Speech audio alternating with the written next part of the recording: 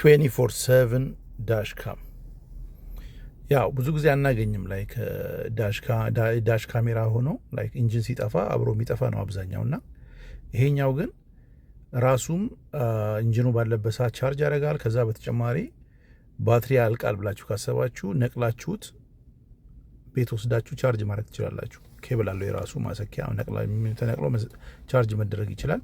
ስለዚህ ቻርጅ ውስጥ ካለ ድረስ አንድ ቻርጅ ካረጋችሁት ደግሞ 2-3 ቀን 24/7 ያገለግላል ማለት ነው እና መኪናው ባይንቀሳቀስም ማለት ነው።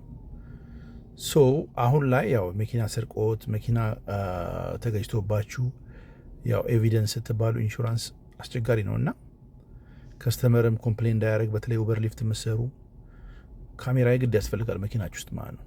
ዚስ ፕሮዳክት ኢዝ ፎር ዩ። ዛሬ ይሄን ፕሮዳክት ዋጋው ከፍ ብዙ ነው ብላችሁ ልብተውት ነገ ከዚህ በላይ ዋጋ የሚያስከፍላችሁ ነገር ይመጣል እና በተለይ እኔ ካስተዋወቅኳቸው ካሜራዎች ይሄኛው አንደኛ ነው።